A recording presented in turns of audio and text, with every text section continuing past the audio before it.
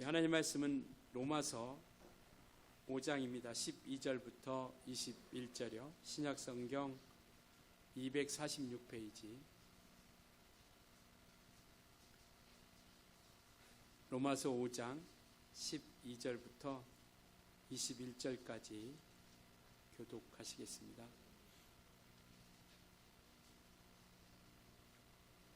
그러므로 한 사람으로 말미암아 죄가 세상에 들어오고 죄로 말미암아 사망이 들어왔나니 이와 같이 모든 사람이 죄를 지었으므로 사망이 모든 사람에게 이르렀느니라.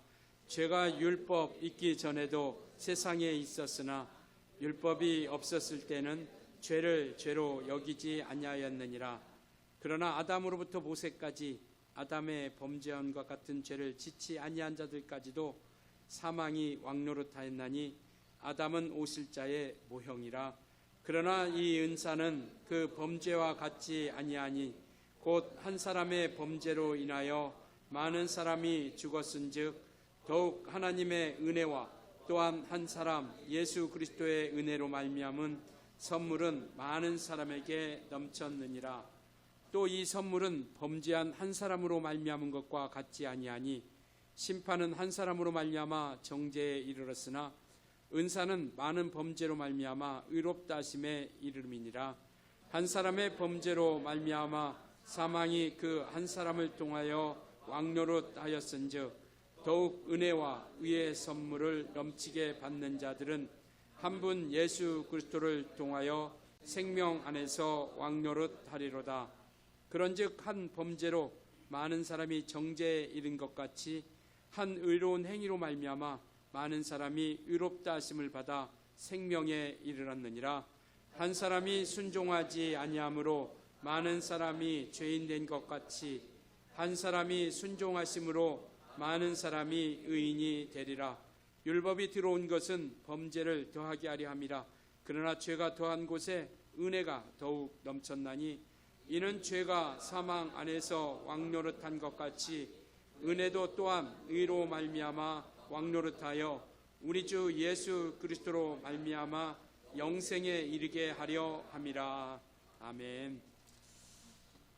타락한 인간의 마음이라고 하는 제목으로 이 시간 함께 말씀을 나누도록 하겠습니다.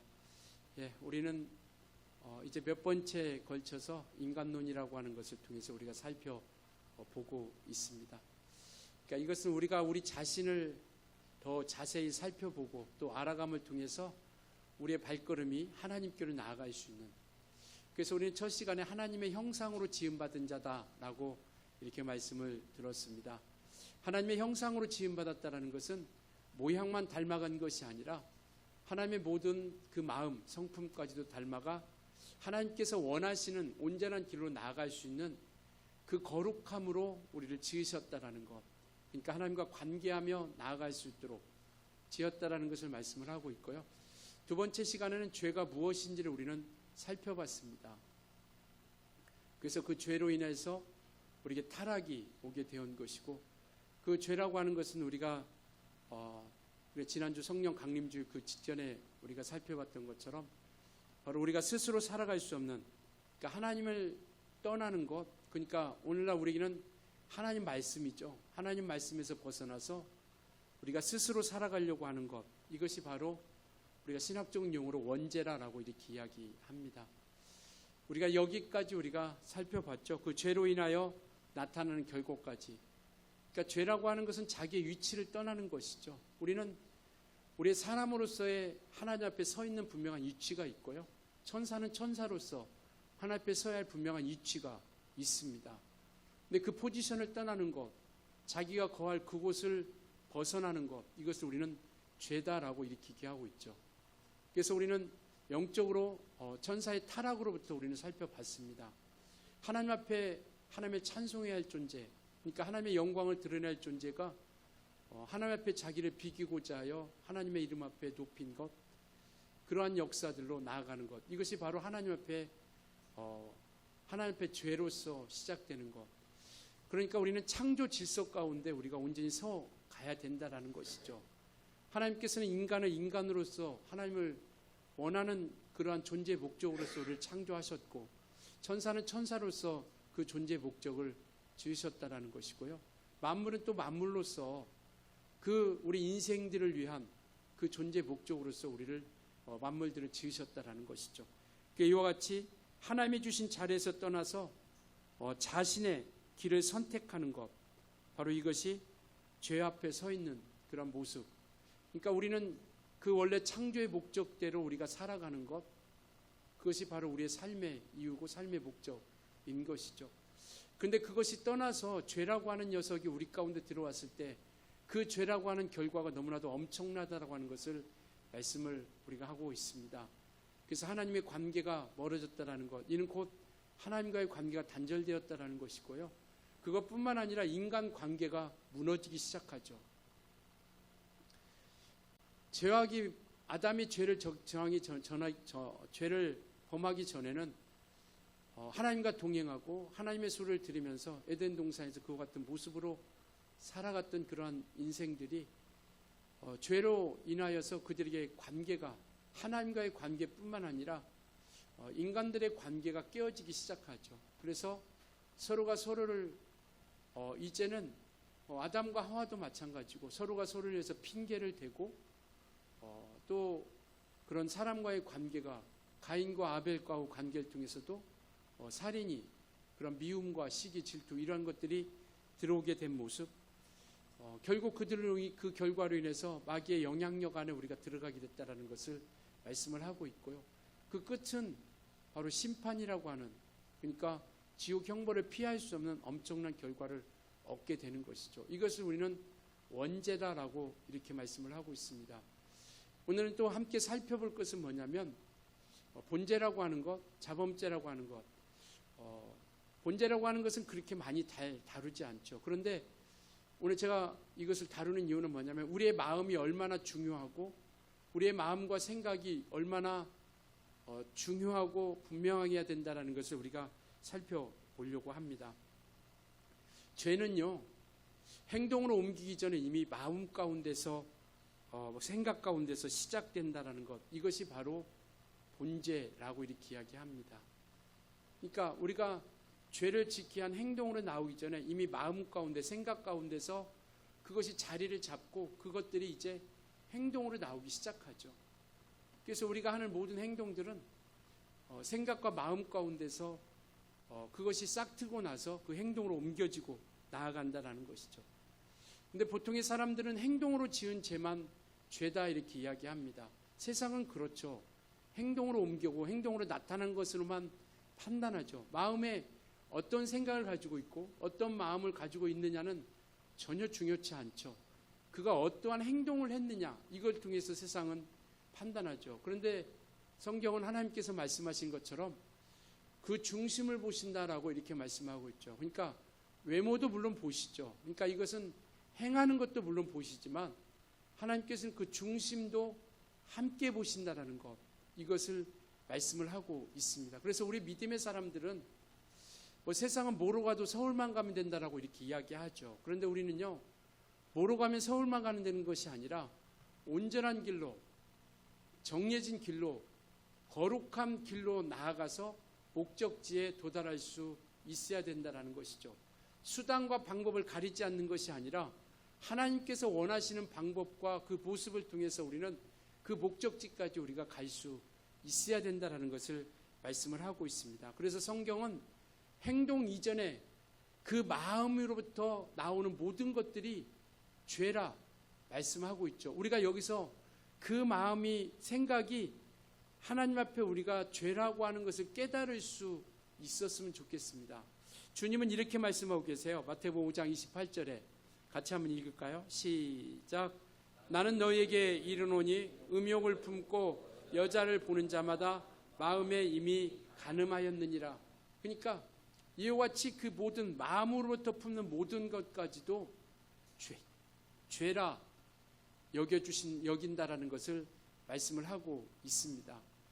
뿐만 아니라 예수님의 제자 요한은요, 요한일서 3장 15절에 이렇게 말씀하고 계세요. 같이 읽습니다. 시작. 그 형제를 미워하는 자마다 살인하는 자니 살인하는 자마다 영생이 그 속에 거하지 아니하는 것을 너희가 아는 바라.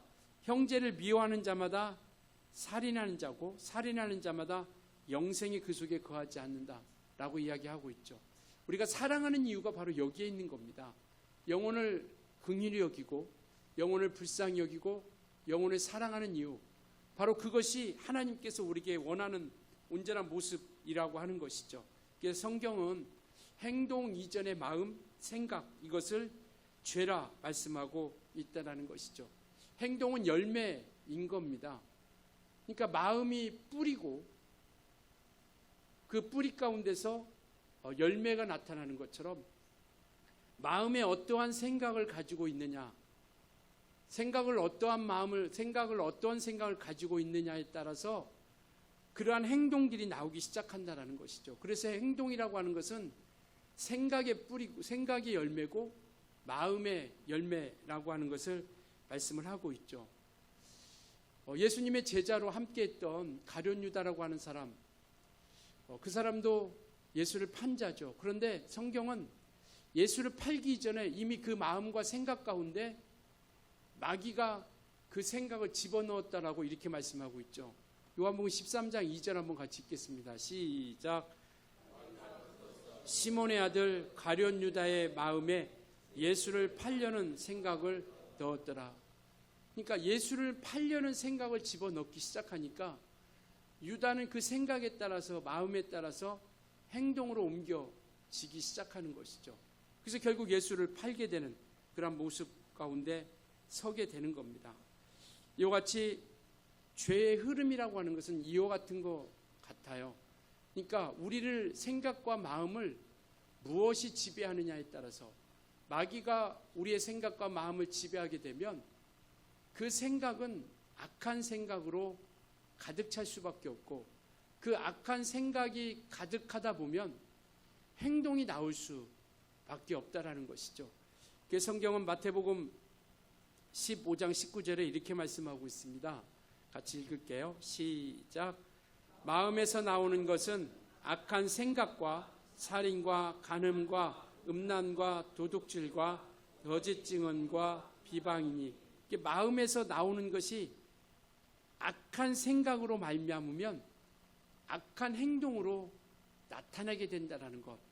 그러니까 우리의 영혼, 우리의 생각, 우리의 마음이 누가 지배하느냐에 따라서 그 행동이 나오게 된다는 것이죠. 반대로 성령께서, 즉 말씀이 우리를 이끄시고 지배하게 된다라고 한다면 우리 영의 생각과 우리의 마음의 생각이 선한 생각을 가질 수밖에 없고 선한 행동이 나올 수밖에 없다라는 겁니다. 중요한 것은 우리의 마음과 생각이 어떤 것을 가지고 있냐에 따라서 그 행동이 나오기 시작하죠. 갈라디아서 5장에는 이렇게 말씀하고 있습니다. 5장 16절 같이 읽을게요. 시작. 내가 이르노니 너희는 성령을 따라 행하라. 그리하면 육체의 욕심을 이루지 아니하리라. 그러니까 성령을 따라 행했을 때 우리는 성령께서 원하시는, 이 뒤에 바로 성령의 열매가 나오는데 사랑과 희락과 자비와 양성과 충성, 오래 참음, 이러한 온유, 절제, 이러한 것들이 통해서 거룩한 열매들이 우리 가운데 맺혀지기 시작한다라는 겁니다. 그러니까 우리는요, 이러한 우리 마음에 늘 이와 같은 두 마음이 갈등하게 된다는 것이죠. 우리는 늘 두 마음이 싸우고 있습니다. 어떠한 생각으로서 어떠한 판단을 하고 어떠한 것을 행할 것인가.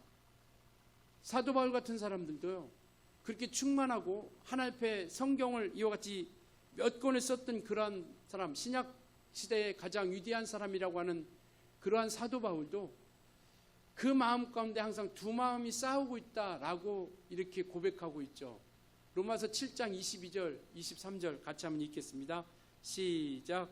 내 속사람으로는 하나님의 법을 즐거워하되 내 지체 속에서 한 다른 법이 내 마음의 법과 싸워 내 지체 속에 있는 죄의 법으로 나를 사로잡는 것을 보는도다. 그러니까 두 마음이 있어서 이와 같이 죄의 법으로 나를 사로잡는 것이 눈에 띄게 보인다라는 것이죠. 그러니까 우리가 왜 이와 같이 본죄라고 하는 이 부분, 마음이라고 마음으로부터 짓는 이 죄를 우리가 살펴보냐면 마음이 그만큼 중요하다라는 겁니다. 우리 신앙생활에서, 그러니까 우리의 영적 생활 가운데서 마음과 생각은요 굉장히 중요하다라는 겁니다. 눈에 보이지 않죠. 사람들에게는 눈에 보이지 않습니다. 마음, 생각 들키지 않죠. 그러나 분명한 것은 뭐냐면 그 마음과 생각까지도 하나님께서는 보고 계시다라고 하는 것. 그래서 그것을 통해서 우리가 어떠한 생각과 마음에 따라서 행동이, 오늘 예배 갈까 말까, 이런 갈등과 번민 가운데서 그래도 우리가 해야 할 일이 주님을 찬양하는 일이고 주일은 이같이 주 앞에 나와서 예배하는 일이기에 그 마음을 가지고 우리가 발걸음을 옮기게 되는 것이죠. 그러니까 의지적인 노력이 분명히 신앙생활 가운데는 있어야 되는 것이고요. 가만히 있으면 하는 것이 아니라 분명히 내 의지를 통해서 선택이라고 하는 과정을 통해서 그러한 결과가 우리 가운데 나타나게 된다라는 겁니다.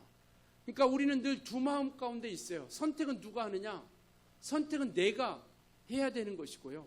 그 선택의 결과는 누가 책임을 져야 되느냐? 우리가 선택한 우리 각각이 그 선택에 대한 책임을 우리가 져야 된다라는 것을 말씀을 하고 있습니다. 그러니까 중요한 것은 뭐냐면 내 마음을 누가 지배하고 있느냐? 우리 안에는 늘 영적 전쟁이 도사리고 있다라는 것이죠. 눈에 보이지 않지만 이 생각과 마음 가운데서 늘 영적 전쟁이 도사리고 있어요. 그래서 우리는 누가 내 마음을 지배하느냐가 굉장히 중요한 겁니다. 그래서 성경은요 마음을 지키라라고 이렇게 말씀하고 계세요. 무엇을 지키라? 마음을 지키라. 잠언서 4장 한번 보여주실래요? 같이 읽습니다. 시작. 모든 지킬 만한 것 중에 더욱 내 마음을 지키라. 생명의 근원이 이에서 남이니라. 모든 지킬 만한 것 중에, 그러니까 우리가 인생이 사다 보면 지켜야 할 것들이 참 많이 있습니다. 도덕, 윤리, 법 많이 있죠. 그러나 그것들을 무시하라는 게 아니라 더욱 우리가 지켜야 될 것은 뭐냐면 우리의 마음을 지켜야 된다는 것이죠. 왜냐하면 마음이 생명의 근원이 된다는 겁니다. 로마서 10장에 보면 너희가 마음으로 믿어 의에 이르고 입으로 시인하여 구원에 이른다라고 이렇게 말씀하고 있죠. 그러니까 마음 가운데, 심령 가운데 믿음이 결단의 역사가 있을 때 그것이 입으로 고백되어질 수 있다라는 것이죠. 그러니까 한 번은 따라할 수 있겠죠. 또한 고린도전서 12장에도 보면 성령으로 말미암지 않고는 예수 그리스도를 주라 할 수 없다 이렇게 얘기하고 있습니다. 그러니까 주라고 하는 이 말을 할 수 없다라는 게 아니라 예수 그리스도를 주인으로 모시며 살아갈 수 있느냐라는 것이죠. 그것은 바로 성령, 내 안에서 역사하시는 그 마음과 생각을 통해서 우리가 고백되어진다라고 하는 것, 예수 그리스도를 주인으로 고백되어진다라고 하는 것을 말씀을 하고 있습니다. 그렇기 때문에 누가 내 마음을 지배하고 있는가, 이것은 우리는 굉장히 중요한 겁니다. 그걸 통해서 그러한 행동이 우리 가운데 나타나게 되는 것이고요. 그러한 책임을 우리 영혼이 져야 된다는 것을 말씀하고 있죠. 그렇기 때문에 그 마음에 따라서 죽고 사는 문제가 나타나게 된다는 겁니다. 마음으로 믿는 믿음 가운데서 우리가 나아갈 때 우리는 그 믿음의 고백과 함께 또 우리가 신앙의 길로 걸어가는 것이고요. 그래서 우리는 마음을 빼앗기면 삶도 빼앗기게 된다는 것이죠. 그래서 죄가 이 땅에 들어오면서 우리는 누구의 영향력 아래 들어가기 시작하느냐? 마귀라고 하는 영향력 아래 들어가게 되는 것이죠. 그래서 하나님과 점점점 멀어지게 만들고 하나님과의 관계가 점점점 잊혀지게 만들어가는 그런 모습으로서 나아가게 된다는 겁니다. 그래서 마음을 빼앗기면 삶이 빼앗겨 버리게 된다는 것이죠. 이와 같이 우리는요, 이와 같이 하나님 없이 살려고 하는 그 원죄 가운데 그 원죄로 말미암아 우리 마음이 빼앗겨 버리고 그리고 행동이 이와 같이 온전치 못한 행동으로서 우리가 나오게 된다는 것이죠. 그래서 우리는 마음을 잘 지켜야 된다는 겁니다.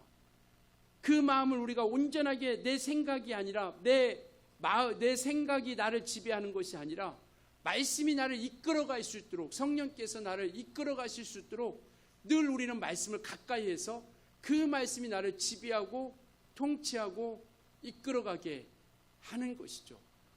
우리는 신앙생활을 하면서 지금 내 마음을 누가 이끌어가고 있는 것인가?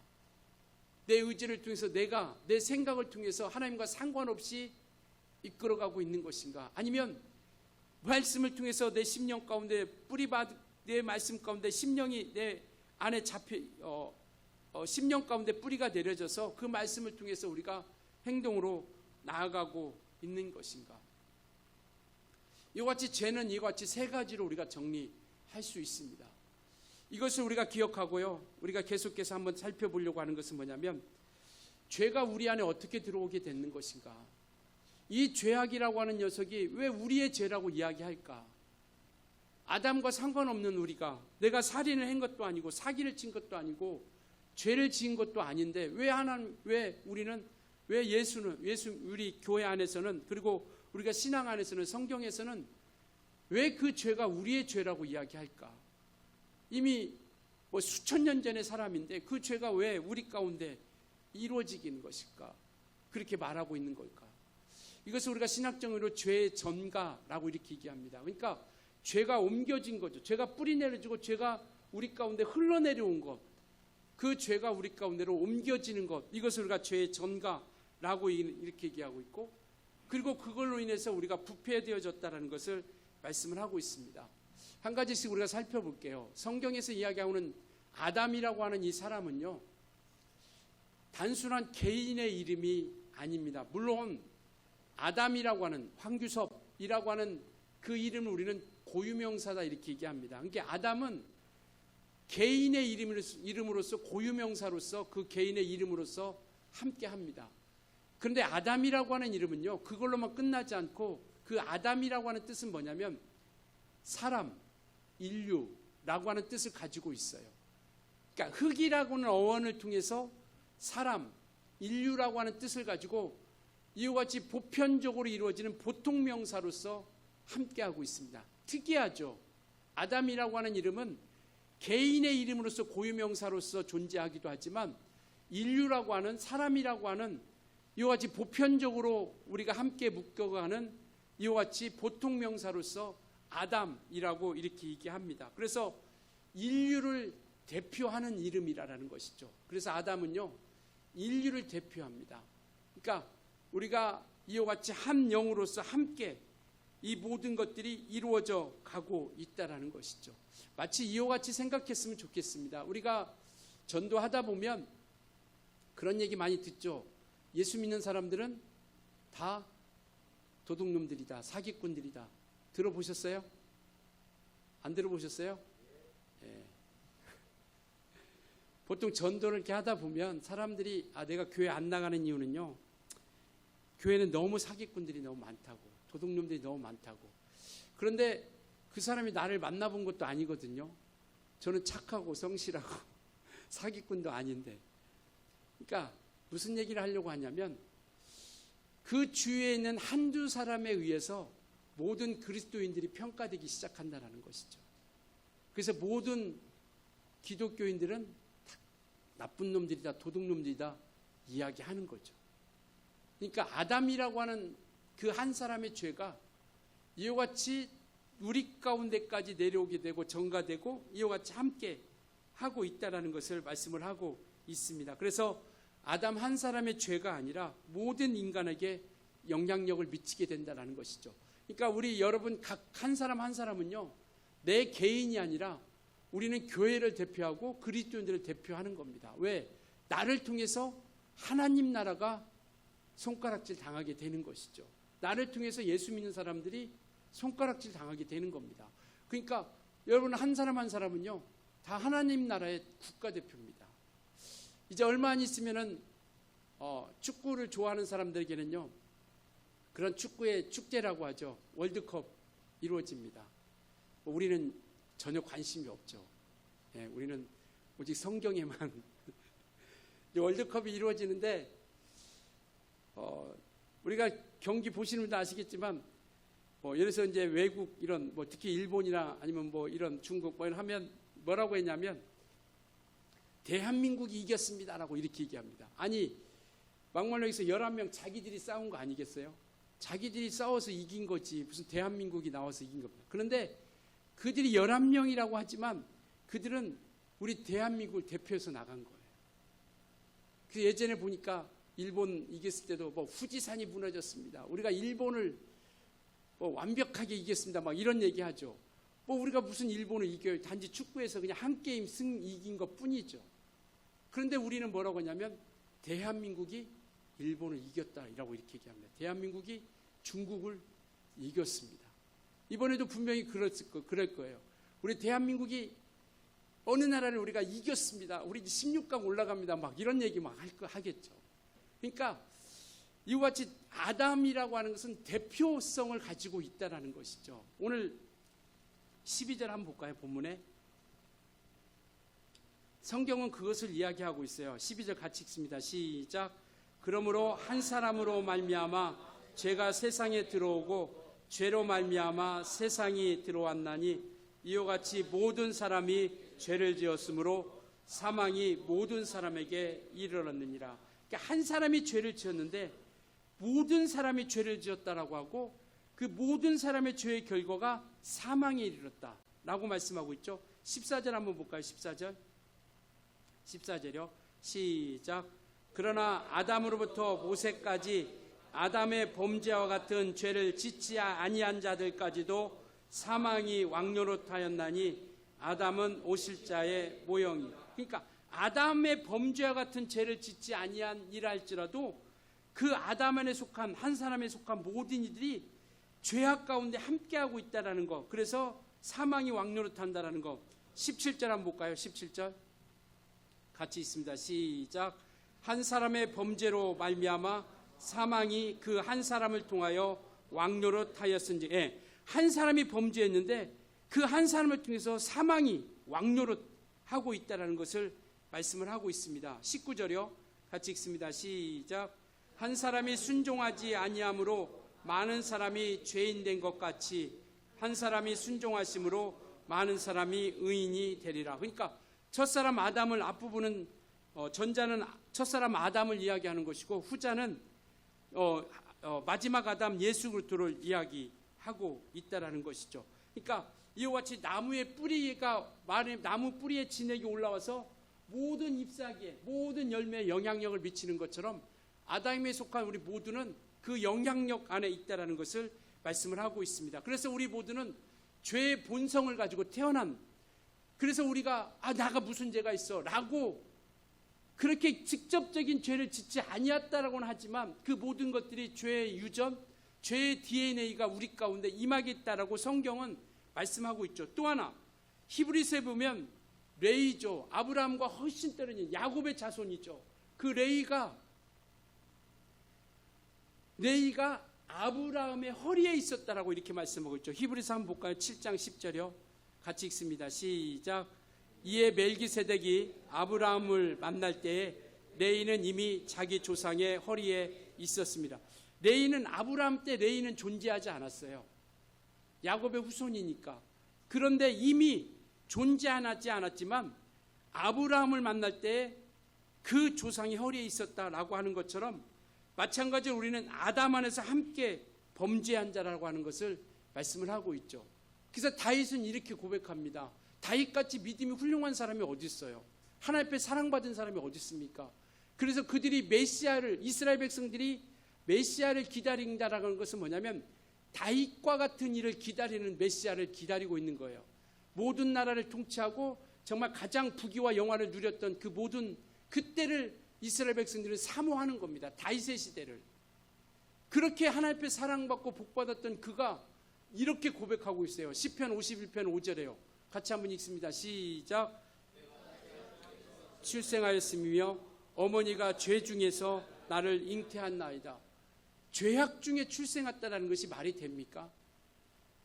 뱃속에 있는 아기가, 뱃속에 있는 태아가 무슨 죄를 지었으면 얼마나 큰 죄를 지었고 얼마나 죄를 지었으면 얼마나 큰 죄를 지었었겠어요. 그런데 이 다윗은요, 이미 죄 중에서 내가 출생했고 죄 중에서 나를 잉태했다라고 이렇게 말씀을 하고 있죠. 그러니까 이 모든 것들이 인간은 태어날 때마다 죄의 영향력을 받게 된다는 것을 말씀을 하고 있습니다. 이거 뭐 한 가지 또 예를 든다면 우리가 부모님으로부터 재산을 유산을 받기도 하죠. 그런데 재산뿐만 아니라 빚이 있으면 빚도 어떻게 돼요? 유산이 되죠. 왜? 그 모든 것들이 자녀에게도 이렇게 옮겨지게 되는 겁니다. 그러면 이것을 받지 않으려면 상속을 포기하는 거잖아요. 그러니까 우리가 이것을 끊으려면 우리 자신을 포기하고 누구께로 옮겨져야 되느냐? 예수께로 옮겨져야 된다는 것이죠. 그러면 이것이 포기되는 거예요. 죄가 포기되는 겁니다. 죄가 없어지는 것이죠. 그러니까 이와 같이 우리 모두는 이제 아담의 죄가, 우리는 이제는 그렇게 얘기하면 안 된다는 거죠. 아담의 죄가 나하고 무슨 상관이 있어? 몇천 년 전의 사람인데 그가 죄 지은 것이 나하고 무슨 상관이 있느냐고 우리가 얘기할 수 없다라는 것이죠. 그래서 이와 같이 전 인류는 모두가 죄의 부패 가운데 이르는 것이죠. 로마서 3장 10절에 이렇게 말씀하고 있잖아요. 같이 읽습니다. 시작. 기록된 바 의인은 없나니 하나도 없어. 구약의 성경에 기록된 이야기를 다시 한번 이와 같이 로마 기자가 다시 한번 이곳에 기록해 놓은 거예요. 의인은 없나니 하나도 없다라는 겁니다.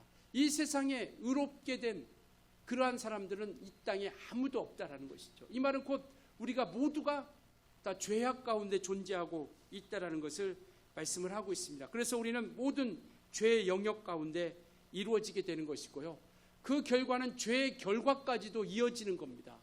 죄만 내려오는 것이 아니라 이와 같이 우리가 본문에 계속 로마서 5장 우리가 읽던 본문 말씀, 죄를 지었으므로 사망이 함께한다고 하는 죄의 결과까지도 우리에게까지 영향력이 미치게 된다는 것이죠.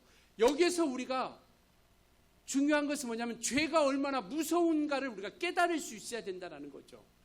죄라고 하는 녀석이 얼마나 무서운 것인가, 엄청난 결과를 가지고 있다는 것. 그래서 우리는 죄악의 길에 서지 아니하려고, 말씀 앞에 온전히 나아가려고 온전히 그렇게 힘쓰게 된다는 겁니다. 그러니까 우리는요, 죄를 가볍게 여겨서는 안 된다는 겁니다. 마음으로 짓는 모든 것까지도. 왜? 그 모든 마음과 생각을 살피시는 이가 있으니 곧 우리 하나님께서 우리 모든 것들을 살피신다라는 겁니다. 그러니까 우리는 세상에 살아가는 사람들과 다른 거죠. 세상은 행동만 하지 않으면 죄와 상관없다고 얘기합니다. 근데 우리는 마음의 죄까지도, 그래서 이러한 것들이 우리에게까지, 아담이 한 사람이 아니라 우리에게까지 그 죄의 영향력이 끼치고 있고 그 죄로 인한 결과까지도 우리에게 나타나게 된다는 것이죠. 여기까지 수긍하겠어 라고 생각하면서 사람들은 그렇게 이야기하죠. 여기까지 이해되십니까? 수긍이 되나요? 그래도 나는 잘 모르겠다. 여기까지 이해됐어. 접수됐어. 그런데 하나님 사랑이시다면서 근데 왜 심판을 해? 이렇게 이야기하는 사람도 많이 있죠. 하나님 사랑이잖아. 근데 왜 심판해? 하나님은요, 많은 속성이 있습니다. 그 중에 하나는 뭐냐면 하나님의 사랑이시다는 속성도 분명히 있어요. 그리고 또 하나는 뭐냐면 하나님은 공의로우신 분이시다라는 것. 많은 사람들이 신앙생활 하면서 착각하는 것이 뭐냐면 하나님의 공의를 무시합니다. 하나님은 사랑이시다고 하는 것은 너무나도 잘 받아들이는데 공의롭다, 공평하고 의롭다. 그분은 감정에 따라 판단하지 않고 상황에 따라 판단하지 않아요. 야야, 내가 그때 정말 생각해 보니까 그건 실수한 거야. 지옥 없어. 천국도 없어. 내가 그 잘못 얘기했다 라고 하면 우리는 얼마나 큰 절망입니까? 그런데 하나님은 당신이 이야기한 것에 대해서는 시건치 않고 그 말씀 가운데도 분명히 1.1핵이라도 이뤄 가시는 분이다라고 말씀을 하고 있습니다. 하나님은 사랑이신 반면에 공의로우신 분이세요. 그 하나님의 공의는 뭐냐면 죄를 그냥 넘어가지 않는다라는 겁니다. 왜 우리가 이 땅에서 거룩하게 살아가려고 할까요? 마지막 하나님 앞에 우리가 심판대에 설 때는요, 하나님의 사랑의 속성 앞에 서는 게 아니라 하나님의 공의 앞에 서는 거예요. 우리가 행한 대로 갚아주신다라고 하는 그 하나님 행한 대로 우리에게 그 모든 결과를 우리에게 책임지게 해주신다라고 하는 그 공의로우심 때문에 우리가 하나님 앞에 서는 거고, 우리는 그 심판대 앞에 그것이 우리는 기억하는 거죠. 그렇기 때문에 이 땅에서 우리가 말씀대로 살아가려고 하는 거죠. 그러니까 사랑뿐만 아니라 공의로우신 하나님이기 때문에 죄는 반드시 죄가를 치료해야 된다는 것. 이게 하나님의 공의입니다. 죄는 반드시 그 영향력을 끼쳐야 된다는 것. 그래서 로마서 6장 23절에 뭐예요? 죄의 삭은 사망이다. 구약에서 계속 얘기하는 게 뭐예요? 죄를 짓는 자는 저주를 받고 멸망에 이를 것이고 하나님 말씀에 순종하는 자들은 뭐예요? 복을 받겠다. 이거잖아요. 구약은 이거예요. 이 성경을 이야기하고 있는 거예요. 그러니까 메시아 하나님 앞에 나와야 된다는 것을 말씀을 하고 있는 것이고요. 이게 공의입니다. 신명기 32장 한번 보여주실래요? 같이 읽습니다. 시작. 그는 반석이시니 그가 하신 일이 완전하고 그의 모든 길이 정의롭고 진실하고 거짓이 없으신 하나님이시니 공의로우시고 바르시도다. 믿으십니까? 그렇기 때문에 우리는요 온전하게 서려고 하는 거죠. 만약에 죄를 보고 넘어간다라면 하나님은 공의로우신 분이 아니시죠. 재판장에서 판사가 판단하는 것은 죄의 유무를 따지고 판단하는 거죠. 죄에 따른 결과를 분명히 자기 임의대로 죄가 있음에도 불구하고 용서할 수 없다라는 거죠. 그것은 그 사람의 직무유기인 겁니다. 하나님이 공의로우신데 그걸 통해서 이와 같이 죄를 보고도 넘어간다? 그러면 하나님은 공의로우신 분이 아니세요. 그러면 이것은 우리가 믿음을 가질 수가 없는 겁니다. 왜? 수시로 바뀌어버리면 우리가 어떻게 됩니까? 그래서 만약에 부활이 없다면 우리는 가장 불쌍한 사람이라고 고린도전서 15장이 말씀하고 있잖아요. 부활이 없어? 그러면 우리가 얼마나 정말 지금까지 수년 동안 믿음을 지켜왔던 우리의 믿음이 어떻게 되는 겁니까? 그건 가장 절망적인 거 아니겠어요? 우리의 때로는 육체의 정욕을 짓누르 가면서 시간을 투자하면서 우리의 모습을 헌신하면서 욕을 넘어가면서 핍박받으면서 손가락질 당하면서 그렇게 믿음을 지켜왔는데 하나님이 공의로우신 분이 아니시다? 그렇기 때문에 이것이 우리의 믿음이 되는 겁니다. 이 십자가를 통해서 하나님의 공의와 사랑이 만나게 되는 것이죠. 그러니까 죄는 반드시 심판하셔야 돼요. 그리고 하나님은 사랑이기 때문에 우리에게 또한 긍휼을 또 베풀어 주시는 분이십니다. 그 죄의 대가를 누가 감당하셨어요? 예수 그리스도께서 감당하셨습니다. 우리 모두는 죄이기 때문에 죄를 담당할 수가 없어요. 죄를 해결할 수가 없어요. 내가 죄인인데 어떻게 누구의 죄를 용서할 수 있겠습니까? 그렇기 때문에 그 죄의 대가를 죄 없으신 아들의 죽음을 통해서 구원하셨고 우리는 그 죄인임을 깨닫고 주님 앞으로 나아가는 것이죠. 그래서 십자가의 모습을 통해서 하나님의 공의와 하나님의 사랑을 우리에게 완벽하게 보여주신 거예요. 그러니까 우리가 하나님이 사랑이다면서 왜 하나님이 심판한다라고 우리가 말할 수 없다라는 것이죠. 그러니까 우리가 이것을 모르기 때문에 자꾸 우리의 어떤 지식과 생각 가지고 이것을 따라가게 되는 것이죠. 그래서 우리에게 하나님께서 율법을 주시죠. 이스라엘 백성에게 율법을 주십니다. 왜? 우리가 죄인임을 깨닫게 하기 위해서, 죄인임을 알지 못하니까. 마치 이와 같은 것이죠. 오늘 교회 오실 때 다 거울 한 번씩 보고 오셨죠? 거울 다 보고 오셨잖아요. 근데 깨끗해요, 안 깨끗해요? 그러니까 깨끗했으니까 나온 거죠. 만약에 뭔가 묻었으면 씻는 거죠. 율법이라고 하는 것은 바로 그거예요. 영적인 거울과 같은 겁니다. 율법을 율법을 알지 못하면 죄인임을 깨닫지 못해요. 그래서 율법은 99.9% 지키면 의인이 아니라 100% 지켜야 의인이라는 겁니다. 근데 한 가지만 지키지 않아도 죄 가운데 심판을 받아야 된다라는 것을 이야기하고 있죠. 그러니까 율법을 통해서 우리 하나님께서 율법을 주신 것은 우리가 율법을 통해서 구원받으라고 주신 것이 아니라 죄에 있다는 것을 깨닫게 하기 위해서. 우리가 거울이 우리를 씻어주나요? 얼굴에 뭐가 묻어서 눈곱도 끼고 뭔가 얼굴에 묻었는데 그 거울 바라보니까 그 더러운 것이 보이는데 보였다고 해서 그 거울이 우리를 씻어주나요? 아니죠. 비누로 씻어야 되죠. 물로 씻어야 되죠. 율법이 우리를 씻어주는 게 아니라 예수의 피가 우리를 씻어주시는 겁니다.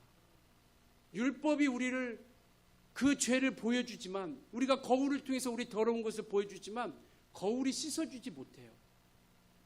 물이 씻어주고 비누를 통해서 씻는 것처럼 예수의 피를 통해서 우리가 그 씻음 받게 되는 겁니다.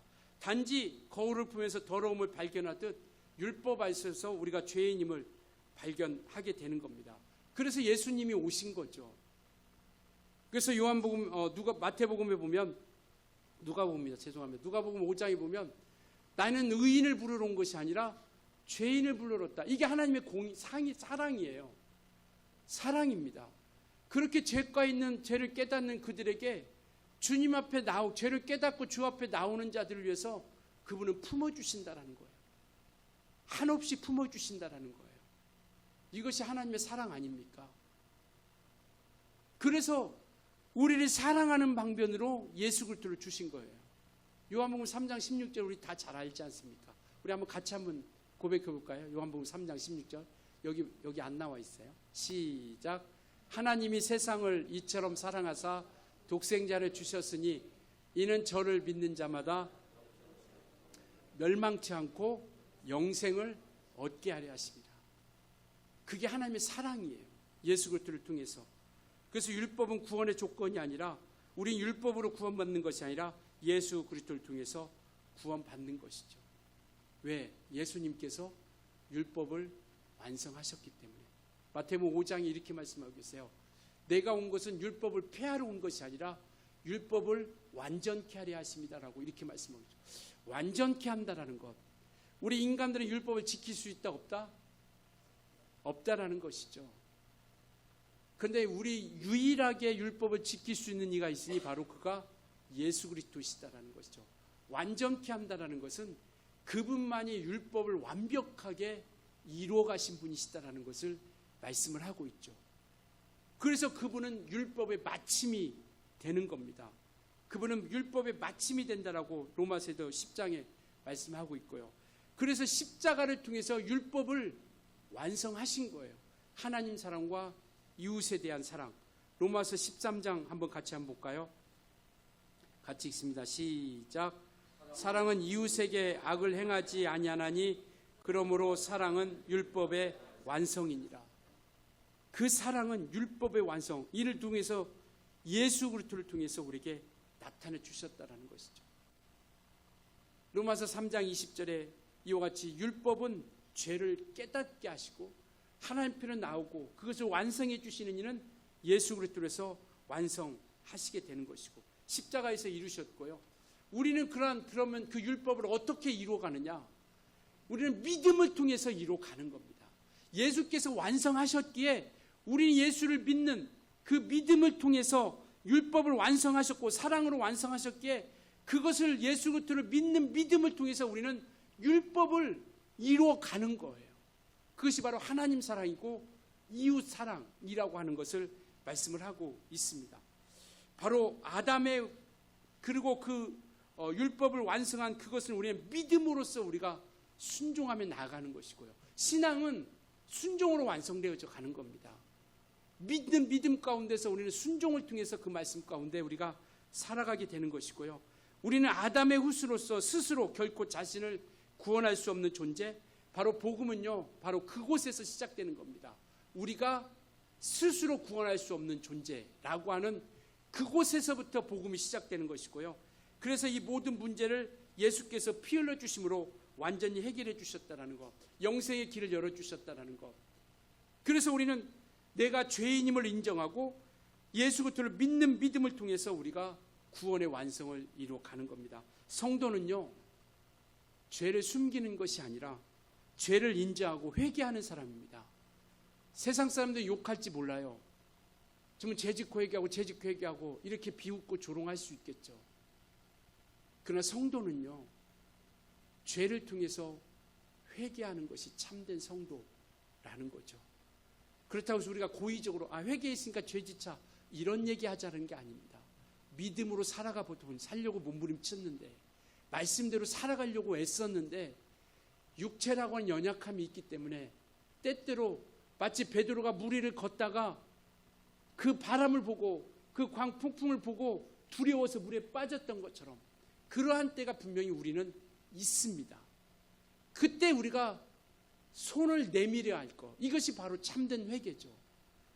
믿음 가지고 걷다가 물에 빠질 때가 있어요. 그때 우리는 주님의 손을 붙잡는 겁니다. 주님, 살다 보니까 정말 내가 연약하고 의지도 약하고 환경이 어려워서 온전치 못한 길에 섰습니다.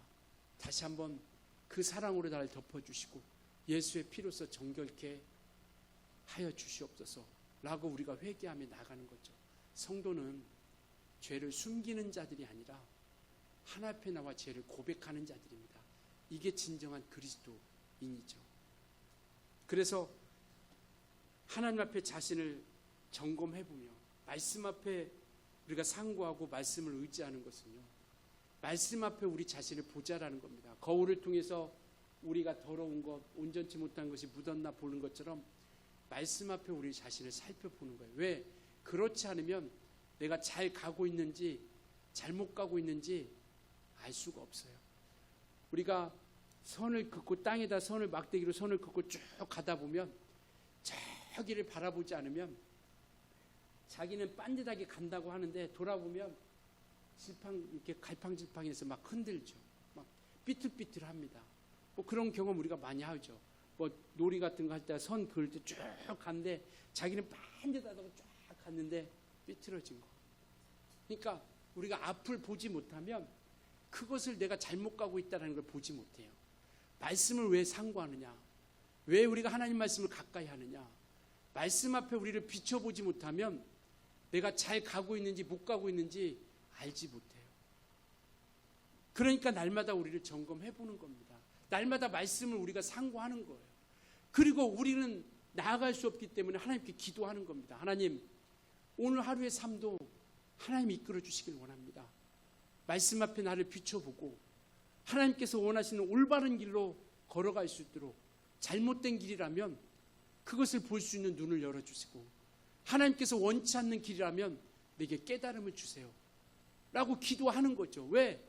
우리는 의지가 너무나도 약하기 때문에, 육체라고 하는 연약함이 우리 가운데 늘 함께하기 때문에, 사도 바울이 고백했던 것처럼 우리는 늘 죄의 법이 이 안에 도사리고 있기 때문에 여차에 우리가 그 순간을 놓치면 죄라고 하는 녀석이 우리를 또 이끌어가기 때문에 성령이 내 안에서 말씀이 생각나고 기억나도록 그렇게 우리가 나아가는 것이죠. 말씀 앞에 우리를 비춰보고요, 우리가 경계해야 될 것은 자기 자신을 합리화시키는 겁니다. 죄 앞에 자기를 합리화시키는 거 어쩔 수 없었어. 그때는 상황이 그랬었어. 그때는 내 형편이 그래서 어쩔 수 없이 내가 죄를 지었어. 뭐 그걸 어떻게 하라고. 내가 그때는 뭐 그럴 수밖에 없었는데. 이것이 가장 무서운 거죠.